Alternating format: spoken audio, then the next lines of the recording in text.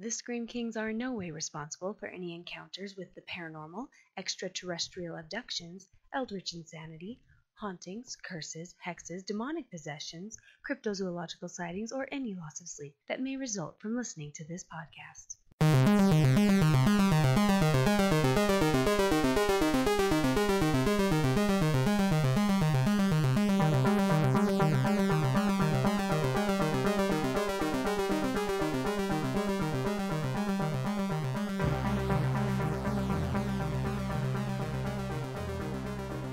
The Scream King podcast. This is Max George. And this is Nathaniel Darkish. No podcast can continue to exist sanely under conditions of absolute reality.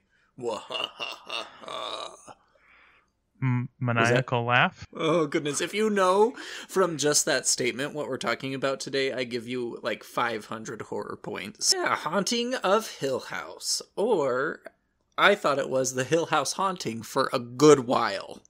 Well, that's because you don't pay attention. Yes, partially so. But this is our first podcast of 2019, which is kind of exciting. Yes, and long overdue, let's be real. Oh, holidays are an own horror story. That's very true. Okay, so Haunting of Hill House. Yes, fantastic.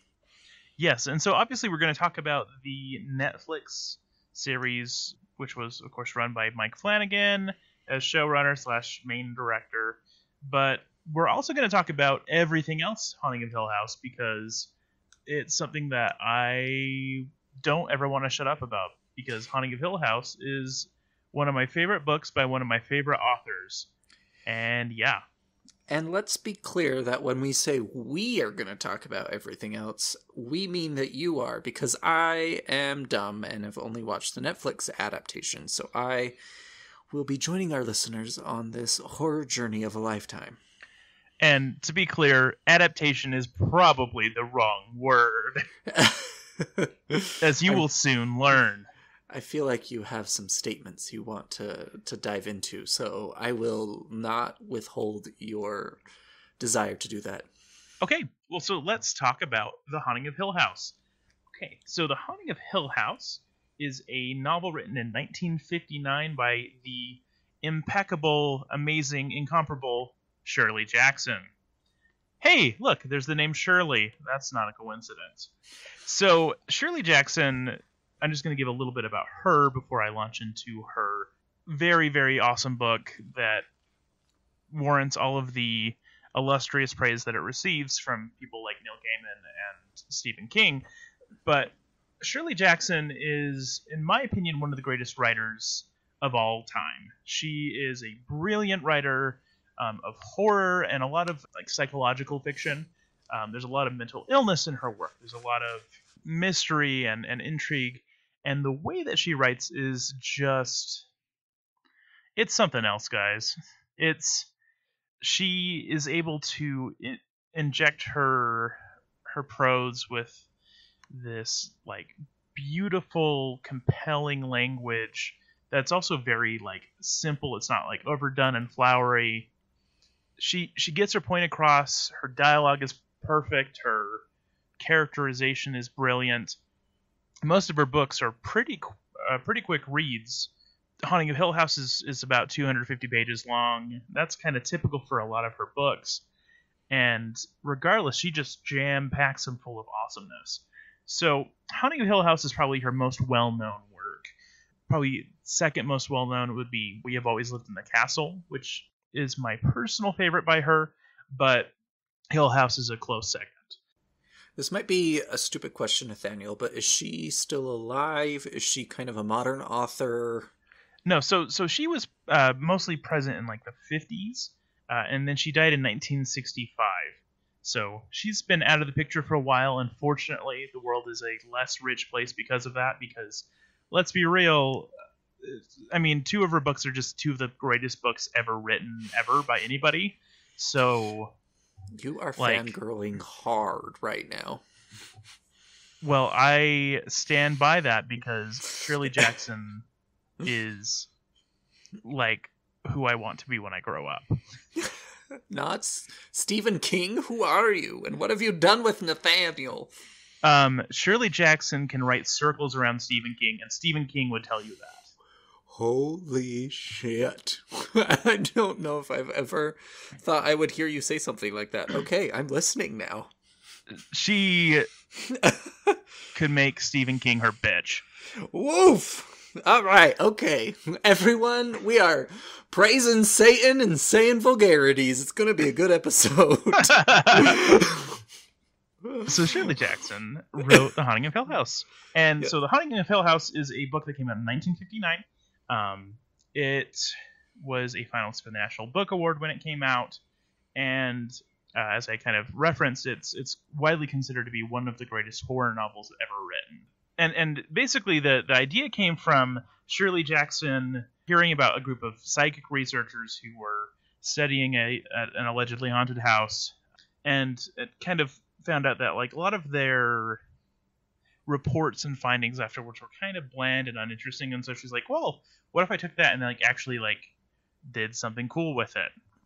And so that's what we have. And so the setup is kind of the same sort of thing that you see in a lot of haunted house stories, and I mean you'll see this mirrored in other excellent books that came out around the same time, such as Hell House by Richard Matheson, who can also write circles around Stephen King, by the way.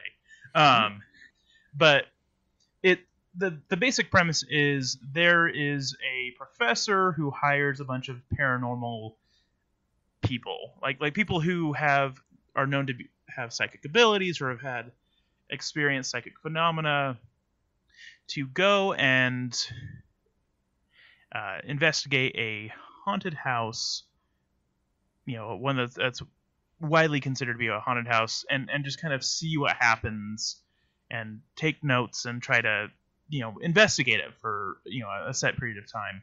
And basically the professor is doing this, is paying all of these parapsychological people X amount of money for this service of basically coming and agreeing to stay for this period of time. So in this case, there's four main characters. So there's John Montague, who is the college professor. I can't talk apparently. Then there's Eleanor Vance. You'll recognize that name from the series in a very different context. Is she related to Bob Vance of Vance Refrigeration? You know it. Okay. Sorry, that's why the name is familiar. So her and she's really the very biggest character there. So she's very shy, very she's lived a very reclusive life. She spent a lot of her life taking care of her very demanding mother who was disabled, and that mother has recently died. And so this is kind of like her first foray out into the world as an adult. She's basically spent her whole life taking care of her mom, and now she gets to do something on her own. And then there is Theodora, who is very bohemian. She's pretty overtly lesbian, but it never actually says the word lesbian in the book. Well, and so it she's was back in the day when those lesbians and those gays. Yeah, it was the 50s. But she's definitely very openly hitting on Eleanor throughout the book, and so I guess I should explain kind of their role in terms of psychic stuff. So Theodora claims to be a psychic. She does that professionally, while Eleanor had weird stuff happen to her as a kid, where there were stones that fell out of the sky onto her home one time, and that was well documented, that kind of stuff. But she hasn't actively pursued anything occult since then. And then finally, the other main character is Luke Sanderson, who is the person who owns Hill House. He is the heir to it. He is a descendant of the relatives of Hugh Crane. Once again, a name that comes up later in the Netflix series Crane. So Hugh Crane was the person who built it, owned it, and it's his family that lived there and died there. Okay, but up to this point, really the only thing that the two have similar is there's a haunted house and the names. Yep, that's really it. Wow, I kind of am changing my opinion now, all of a sudden. So I guess I'm going to dig into this a little bit more when we're dealing with the series, but I think as something independent of the book, like it adapts a lot of the tone of the book. It takes ideas from the book and names from the book, but ultimately it's really its own thing, and I'm fine with that. It's good to know that going in. Like, I was hoping it would be a close adaptation of the book. It wasn't, but once I got my head around that, I loved it independently of it. But yeah, they're very different beasts. Interesting. But yeah, so I guess kind of delving into the plot. So Dr. Montague hires all of them. I mean, Luke Sanderson's just kind of there because he owns the place and wants to like make sure nothing weird happens to his property. But yeah, he hires the ladies to come, and just so he can like, yeah, just find out what's going on. And as they're there, the house starts kind of waking up and starts getting upset with their presence there. So weird stuff starts happening. There's words that just appear on the walls, such as "Eleanor, come home." Hold up. Does this have Vincent Price in it?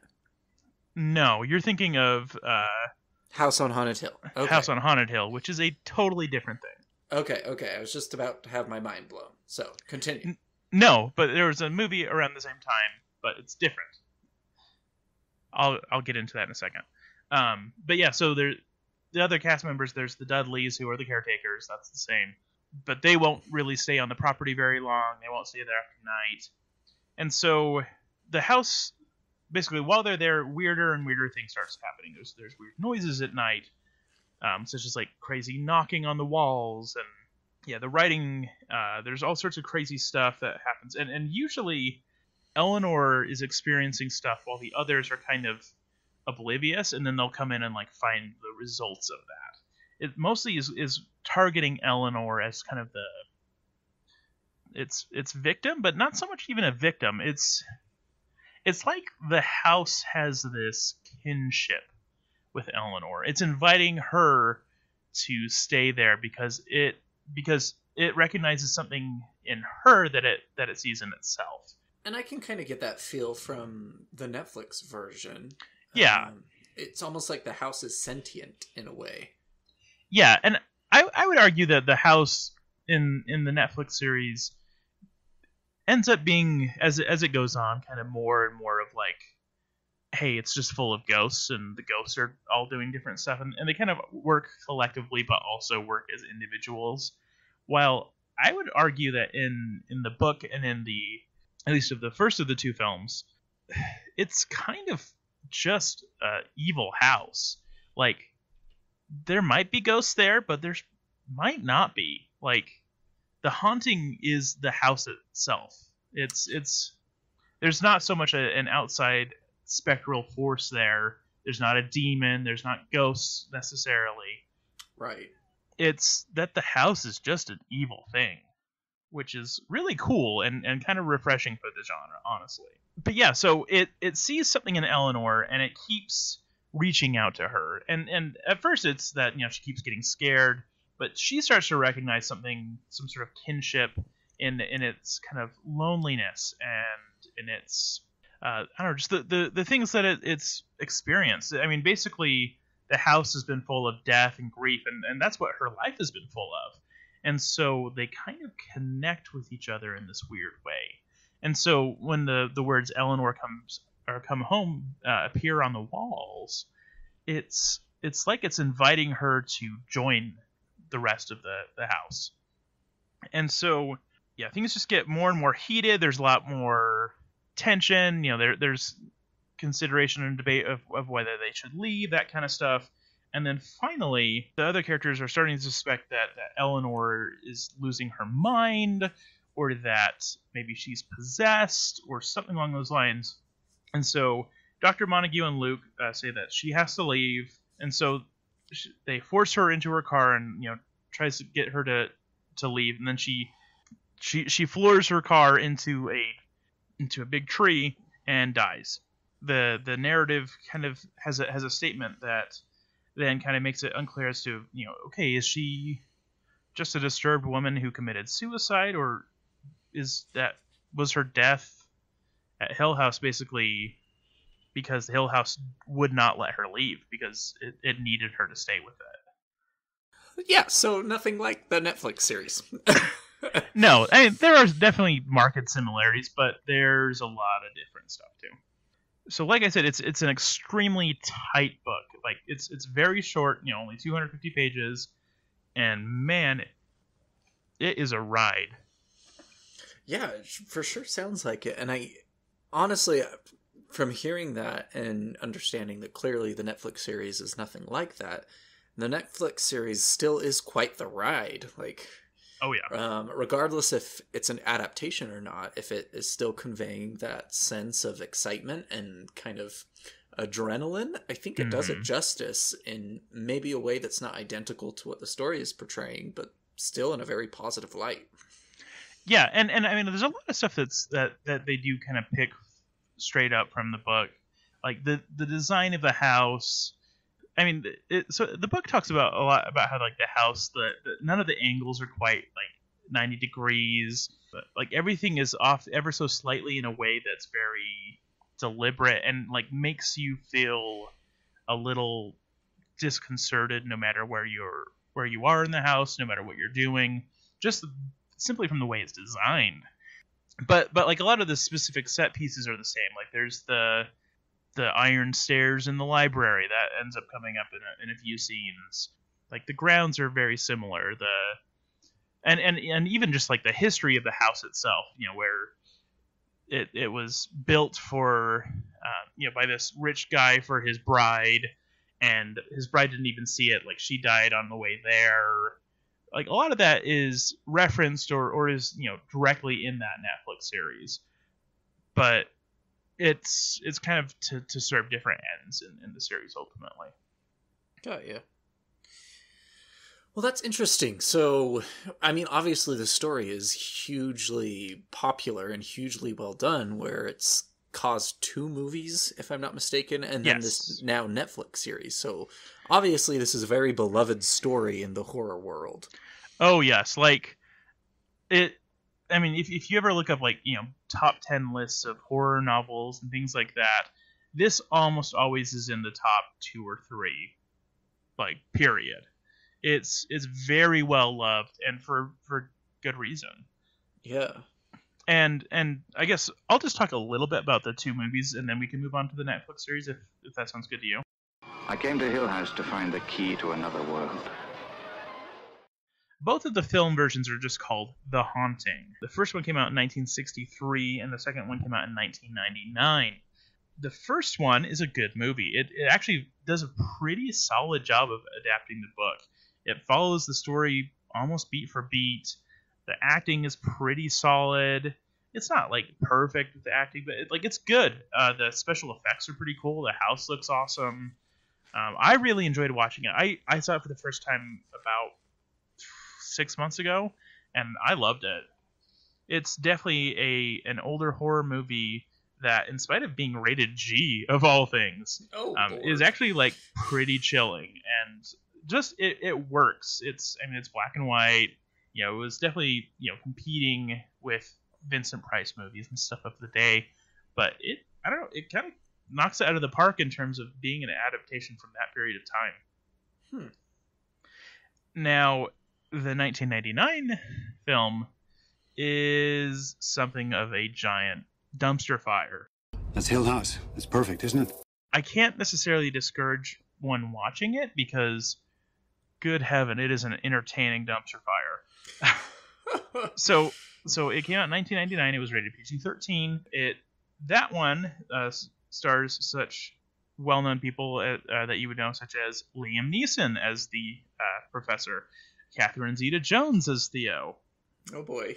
Owen Wilson as Luke Sanderson. Oh boy. And a few other, at least medium big actors. They tried to turn it up a notch in terms of like things that happen. For example, there is a scene in which Owen Wilson's head gets knocked off as he's like looking in a. It's been a long time since I've seen this movie, so I might get the details wrong, but if I remember right, he looks in like up a chimney or something like that, and then like something just falls and cuts off his head. And I don't know, just it's very cheesy. It's very over the top. They try to like make it extra scary, but it ended up just being extra silly. But I mean, it generally does follow the plot of the book. Just they try to turn it up to 11, but kind of lost all of the soul and horror of the book by taking out all subtlety and replacing it with what was in that day relatively okay special effects. Sure. Yeah, and I think that is a common problem in most horror movies nowadays is they want to do that shock factor and get lost in the woods in order to reach that, Mm-hmm. And like I said, it's one of those movies that is really, really fun to watch with like a group of people and all just mock it incessantly. But like if you're just gonna watch it on your own, don't waste your time. Like you need to watch this with a group of people. You need to laugh at it and just have a good time. But yeah, if you watch it like expecting a good horror movie, well, you'll be sorely disappointed. All right, so let's go into something that did not sorely disappoint me. We're not like any other family. We're different because of where we grew up. Hill House.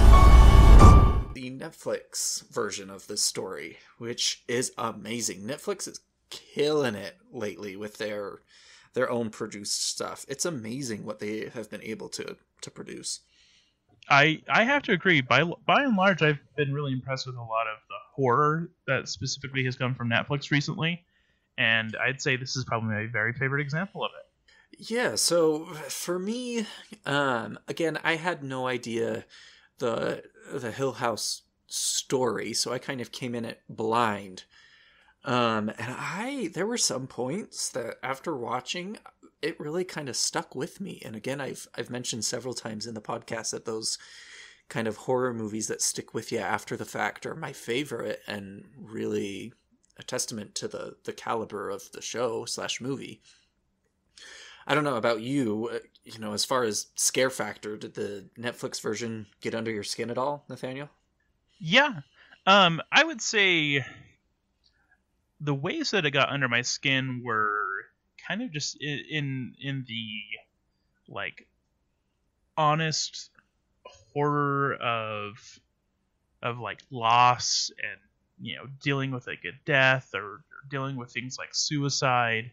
A lot of that is what really came through the strongest, and which I think is exactly what they were going for. A lot of the real life horror that you can experience, regardless of supernatural stuff going on in the series.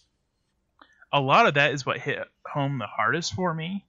And I mean, I'm gonna never stop comparing stuff to our favorite movie of last year, Hereditary, but it has a lot of those same kinds of story beats where you just got to like soak up in the horror of just like being a family who just like found out that their sister killed herself, things like that. That kind of and you just get to like go through scenes where it's not just like they find out, cut away. Like there was several scenes that really let you just stew in the awfulness, and those scenes really stuck with me as powerful moments of horror. Agreed. And I think kind of replaying it back to the Hereditary scenes is, for me, a lot of the horror that was coming from this, I don't want to use the word adaptation anymore, but the series, you finish it and you're not 100% sure if it is a true haunting, if the horror lies in, the dysfunctionality of this poor family, in the suicide. There's so many levels to the horror that you don't really know what to be afraid of anymore. And that I thought was brilliant. And coupling that with the acting of these amazing people in the series just blew my mind. Plus the cinematography and the storytelling. It was just so well put together and so well thought out. Not only in terms of being a good series, but also in how do we get under people's skin the best way. Mm-hmm. I have siblings who are not super huge fans of horror who binge watched this in 3 days and had trouble sleeping at night because of the intensity that it got to. And I don't know, it was just, Netflix did an incredible job. And also your Mike Flanagan, I don't know what you want to call him, your boyfriend maybe, but that's Stephen King. But now I feel like I don't know who your boyfriend is anymore. I'm a huge fan of Mike Flanagan. So yeah, he's the showrunner for The Haunting of Hill House, and I have loved the majority of the stuff that he's put out, and have at least been like moderately fond of the things that I didn't love. So, yes, you know him from Oculus, which is one of my favorite horror movies ever. Which we really need to do an episode on. Yes, we do. Yes, we do. I love that movie. He also did Gerald's Game, also for Netflix, which is a pretty dang solid adaptation of one of Stephen King's better books, I would say. It's not like in my very top echelon, but I'd say it's probably, I don't know, top 15 Stephen King books, which, considering he has, over 60 books, that's not anything to bat an eye at. Yeah, he did a great job at adapting that. He did the very solid home invasion movie Hush, which I don't usually like home invasion, but I enjoyed that movie still. Yeah, I mean, he just does good work, and so he's someone whose career I follow very closely. Maybe this would be a good time to kind of move into the series and talk about specifics. Was there a point in the series that you thought was the best? Kind of like how we go into horror movies and talk about the scariest part or the best part, stuff like that. What was your, I guess, favorite part of the entire series? Episode 5. Same. Yeah, same. So episode 5 is the episode titled The Bent Neck Lady. That is the episode where, well, I guess, here's our typical spoiler warning. We're going to ruin stuff. Big time. Big time. I mean, if you've been listening to us up to this point and you are like, oh, they don't have spoilers. I mean, it sounds like a personal problem. Come on. Yeah, you definitely need to watch this show. So agreed. Just stop the podcast, watch the show, then come back to us. We're going to stop apologizing for spoilers is what I'm getting at. Like, yeah, no, I'm not apologizing. I'm just letting you know, hey, I'm going to drop like one of the biggest twists in the entire series right now. Okay, so this is where we find out that the Bent Neck Lady that has been haunting Nell, a.k.a. Eleanor, named after the character from the book, ever since childhood, is herself. That's when she commits suicide, but doesn't actually commit suicide. You find out that the house kills her. It's the episode where you find out all of that. And just to kind of lead into that, episode 5 for me was amazing as well, because it substantially kind of was the turning point of the series. And not only was it my favorite part of the series, but also was the scariest part of the series in my mind, because it had this huge pivot point where you, up to this point, were thinking that this house was haunted and that it was ghosts or some sort of demons or even the classic Native American burial ground, whatever you thought it was going to be. All of a sudden it switches it, and this poor character has been haunted by herself since she was a kid, and it kind of blows your mind and does this weird, are these ghosts that are haunting these individuals actually ghosts, or are they these dark shades of a personality? Kind of the worst aspects of humans come back to haunt them in very visceral ways. Yeah, I mean, it definitely makes you question every other horrible thing that every other person has seen in the series to that point, because you're like, yeah, how much of that is themselves and how much of it is other people or other ghosts or other things? Yeah, like when Luke is haunted by something, is that related to him being a junkie later? Right. Is it this self-perpetuating thing? Which I think ties into kind of what we were talking about, how it's similar in its fear to Hereditary, where we all do terrible stuff in our lives, and sometimes those actions and those memories are the most horror-esque and most terrifying to us. Mm-hmm. But in this case, what if that could haunt you from from the beginning of your life? Yeah, like do those things ripple backwards as well as forwards, and how much control do you have over your life? Because like if your life gets destroyed by what happens to you as a kid, but you're the one who did the thing basically that messed you up as a kid, as an adult, I don't know. It's very like circular in a like very almost overwhelming sort of way. It feels hard to escape from, and I think that's part of the intensity of the horror in the series.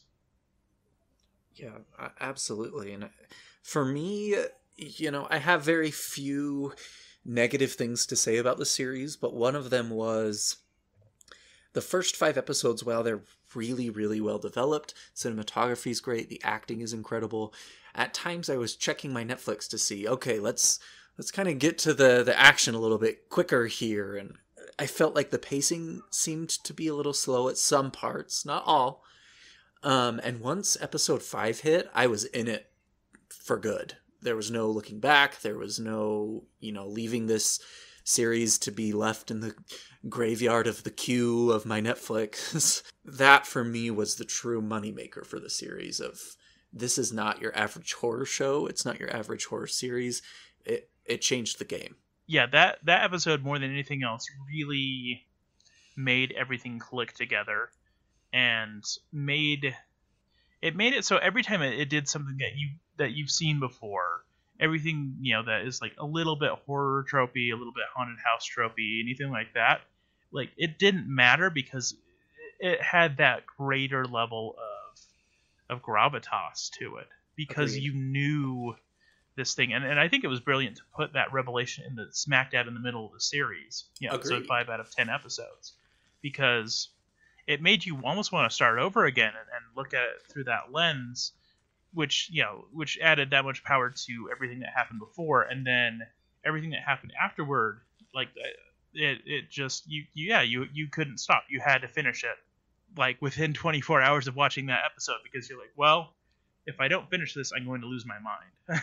And it allows watchability again, It's similar to shows like Game of Thrones, and I know you're not super into Game of Thrones, but once you know certain plot points and you rewatch it, you understand the story on a deeper level, and it means more to you, the second time you watch it. And to me, again, that's another point that makes a show or a movie, a series, whatever you want to call it, good, is in that you want to keep watching it.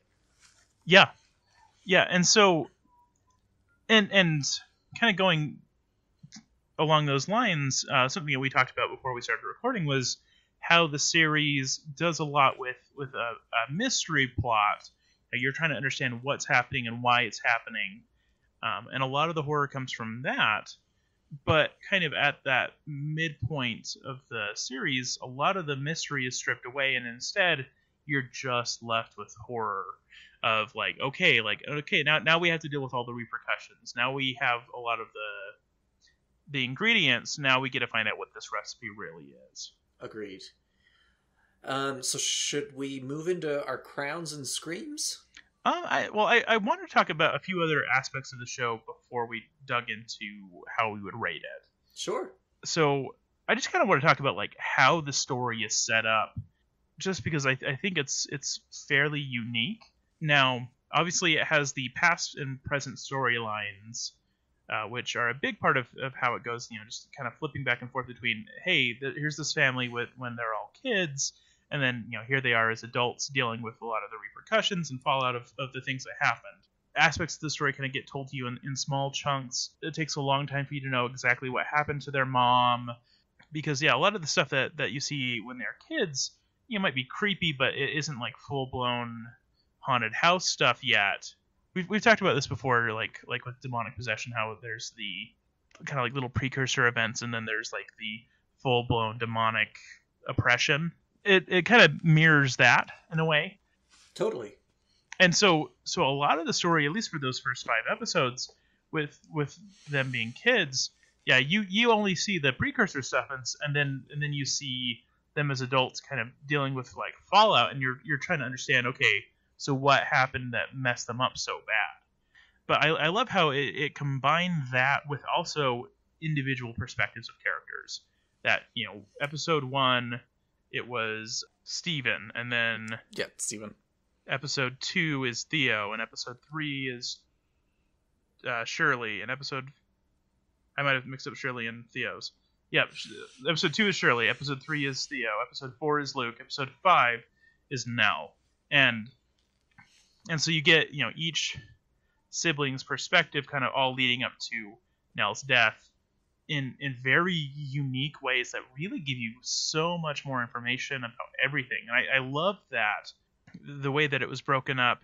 And then after that, you know, that very revelatory episode in the middle, it went to kind of everybody, you know, kind of you got everybody's perspectives all at once, because you then knew the characters well enough to, you know, have the rest of the story told through all of their eyes instead of just individuals. And I loved that. I think that was brilliant writing that really paid off. Agreed. So that was the big thing I wanted to talk about. And again, I know I kind of mentioned this at the beginning, but I really like how the series kind of left it to interpretation about what was going on. Mm-hmm. Obviously, there was a supernatural aspect to things, but at the same time, you, again, were a little hesitant to just dive into the supernaturality of it. I don't know if that's a word. I just made it up if it is. Yeah, like you'd spend a lot of time wondering, like, okay, is Nell just mentally ill? Is like, how Right, much of and- this is mental illness or just trauma from your childhood as opposed to something actually going on in your life? So for me, as far as crowns go, I give it a solid 9. I mean, it has some issues as far as I interpret it, but other than that, acting solid, cinematography is solid, story is solid, scares are solid. Like, it's a great Netflix series if you're looking for something to watch. And I would highly recommend it, especially if you want to get into the horror scene. Yes. And I would have to give it a 9 as well. It's pretty darn perfect.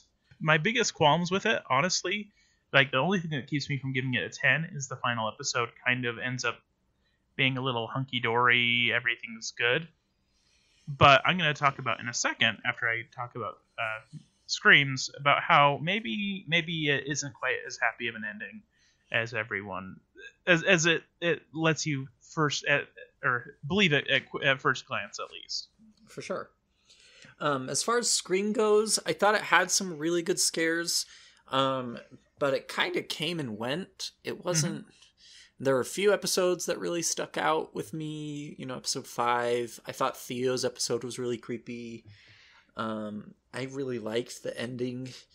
So I'm going to give it an 8. It was good. It was great, but it could have pushed it a little bit more. Same. I'm going to give it an 8. So, give us some info about the ending. What do you think? Okay, so let's kind of go over, I guess, the main plot points, and then I'll kind of talk about how it might not be what it appears to be. So, I guess the key things are that much of the family is, well, about half of the family is ghosts stuck in the house. So, obviously, Nell is a ghost. You know, she's the bent neck lady. She's stuck there as a result of dying there. Obviously, the mother, who I don't know how we haven't talked about the mother at all, really. Probably Gugino's character. She, like, and her death messes up the kids for their whole lives. But yeah, she's stuck there as a ghost. And then you have the dad, who dies near the end of the series. He's there as a ghost, and basically they kind of they're all stuck in the red room, which is like almost like the heart of the house, like the kind of place where the most powerful evil can happen, for lack of better description. They manage to get the rest of the family to escape the house, and then they kind of manage to find like happiness as ghosts all together in this house, because like, hey, like part of the family's all together again. And then the rest of them have, you know, then it kind of like cuts forward a year, and you see that Luke, the junkie, has been sober for a year now, and like they're all having a party, and everyone's reconciled with their spouses, and everything is good, and a lot of the drama has been resolved, and so then it's basically them having a party for Luke, and they have a cake, and so a lot of people are like, oh, like yay, sweet, a happy ending, but the series uses the color red a great deal symbolically. It appears in every single scene where there is a ghost or something horrible and evil, some sort of haunting thing. There's the color red used very deliberately. And if you notice in the happy-go-lucky scene with the cake is red, and like the walls are red, and it's very possible that the family did not escape, and maybe that they're all still trapped in the house, and they don't even know that they're dead. Basically, they're trapped in this red room, and they're stuck there forever, and they don't even know it. Because I mean, like, we already have established that like that room especially can alter your perception of reality. It can make it so you seem like you're out of there. Make it seem like you're free. And so I like that ending a lot more of kind of interpreting that very negatively, because it felt like it was, to me, the happy ending almost felt out of place for all of the horror and everything else that it made you go through. It seemed a little bit too cheery. And almost like seemed like the house kind of like backed off at the end. It was like, oh, well, hey, we got one of them, so we're good. Yeah, I can definitely see that, and I'm a big fan of kind of sad endings, so I like your interpretation a lot better than what was portrayed. Like you said, I think it fits the story much more cohesively than what we were given. To be fair, like I think it is actually what was intended, that it was an ending where if you wanted a happy ending, you could look at it and see a happy ending, or if you looked a little closer, you could realize that it was actually kind of a horrible, despairing kind of ending. But I think it's one of those. Mike Flanagan decided to leave it up to the audience which ending they would prefer, and so you can interpret it how you will. But I'm guessing his intention was a little bit more sinister, but he kind of cut it in a way that was a little less sinister, just to appease the people who would be pissed if it actually had a just dire ending and no potential hope for redemption. And again, I think that kind of fits the entire series a little bit more, is that there's this haunting reality of our actions sometimes have very substantial effects on our lives. Mm-hmm. Yeah, I'm actually kind of blown away by that interpretation. I'm going to now need to watch the series all over again. Maybe just one other thing that I didn't love as much about the series, just in terms of maybe why I didn't give it a 10 for the crowns and stuff like that, is just that it seemed to me that, especially in the latter half of the series, it almost felt like it was afraid to kind of go the house itself is evil route. And to me, it kind of stuck with more like, oh, there's a whole bunch of evil, nasty ghosts and stuff, and kind of backed away from like the sinisterness of the house itself. And I thought that was kind of a shame, but yeah, that's just personal preference, I think. Yeah. All right. Well, we've given it 9 crowns, 8 screams. Is there anything we want to mention about it before we call it quits? I just wanted to point out one little other thing. Just, I find it really funny, going back to my love of Mike Flanagan's work, that this is like the perfect distillation of the kind of stuff he tells. He has a lot of stories that bounce back and forth from childhood to adulthood, where something traumatic in their childhood messes up their adulthood. That's true in Oculus. That's true in... I was going to say, now that you say that, it's like my mind is being blown. That's true in Gerald's game. It's basically like the Mike Flanagan story.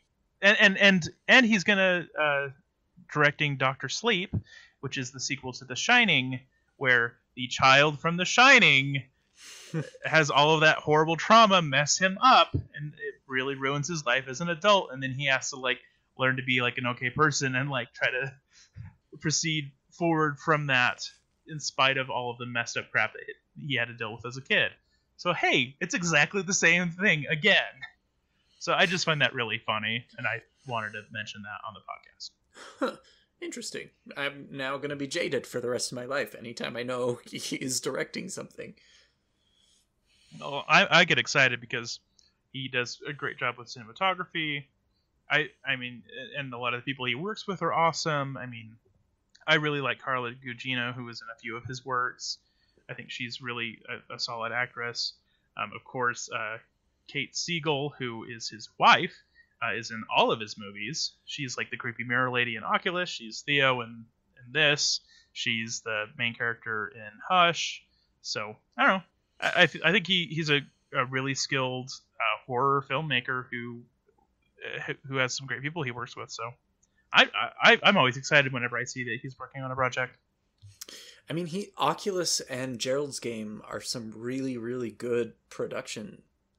And this is amazing. Like, he does a good job, a substantially good job. So, yeah, I'll have to kind of keep my eye out for more of his stuff. Yeah, really the only other things that you might have seen, I guess he did Ouija Origin of Evil, which I have not watched. I heard it was better than the first Ouija, so much better than the first Ouija. Yeah, so I need to pick that up, obviously, because I'm, a Flanagan fan. He also did before, Flanagan? Did I just make something up? Yeah, I guess. He also did Before I Wake, which is on Netflix, and that one, it was okay. It was meh. Yeah, I agree. And then he did a movie called Absentia, which I haven't watched yet, but I need to because, like we established. Yeah, that's in my graveyard of movies I've never watched, so. Yeah, so I guess we'll have to fix that and maybe talk more about Mike Flanagan stuff again in the future. Yeah, I do. Before we call it quits, I want to give a huge shout out to two actors in particular. Kate Siegel, who you just mentioned, who's married to Flanagan. I thought she did brilliant. I really connected with her acting and thought she did a banging job. But also, little Lulu Wilson, who played young Shirley, she was in Ouija, Origin of Evil. She was in the Annabelle movie. She's been in a few kind of iconic horror movies as of late. I think she's awesome. I think she does a really, really good job. And she's 11, and she's kind of gotten into this horror niche. You really only see her in these horror movies. And I'm super excited to see where she goes. I think she does an excellent, excellent job. Yeah, I mean, I would say like everyone was really good, but yeah, she really stood out, and definitely Kate Siegel stood out, and yeah. So, anything else you want to say before we call it quits? No, that's it. All right, Other than freaking read the book because it's so good, and then read everything else by her because it's so good. One of my New Year's resolutions is to read a book a month, unlike you, who reads like 50 books a month. That's not an exaggeration. I read over 400 books last year. Yeah, you're insane, Nathaniel. I do want to say that both you and I, part of our New Year's resolutions is to be much more committed to the podcast, and hopefully we'll get some more episodes out routinely. We both have kids. We both have full-time jobs. Life's crazy. We want to try and produce as much as we can, and 2019, I think, is going to definitely be a better year for the podcast. Yes, I'm hoping we can do like maybe every other week. Agreed. Which, I mean, we're not too far from that already in the year. So let's see what we can do. All right. Well, again, if you want to reach out to us or give us any recommendations on the podcast or give us some ideas of some movies that we want to do, my father has given us a bajillion ideas for movies, and none of them are technically considered actual horror. So he has a lot of opinions about things. But if you are not my dad and want to keep giving us recommendations, you can find us on Twitter, on Instagram, on Facebook. Search Scream Kings. You'll find us pretty easy. Our handle, though, usually is Scream Kings Pod. Yeah, so that's our handle on Twitter and Instagram. We can also be emailed at Gmail, screamkingspodcast@gmail.com, or just type in Scream Kings Podcast on Facebook. We don't really update that one as much, but still, I will respond because it will notify my phone. My individual Twitter handle is at NJDarkish. And my individual Twitter handle is at Crowley, Crowley, which is an homage to one of my favorite occultists, Aleister Crowley. And then Finn, which is kind of an abbreviation of Phoenix, Phon. So at Crowley Finn. Okay, and then I guess since it's come up relative to the discussion, you can also check out all of the gazillion books I read on Goodreads. If you just type in Nathaniel Darkish and people, I'm sure I'll come up. And then you can see the ridiculous onslaught of books, many of which are horror, that I read and find out my opinions of them. And again, we're going to try and really get more active on our social media pages, specifically Twitter. So if you interact with us on the Twitter, definitely expect a lot more coming from the Screen Kings, not only from our main account, but also our individuals. We just want to interact with you guys, is what it boils down to. And I don't know about you, Nathaniel, but I would love to maybe set up a poll on Twitter about, here are 4 movies we're thinking about doing. What do our listeners want to hear us review? I think that would be an awesome move forward for 2019. Yes, and will help motivate us to actually record. So until then, friends, stay spooky.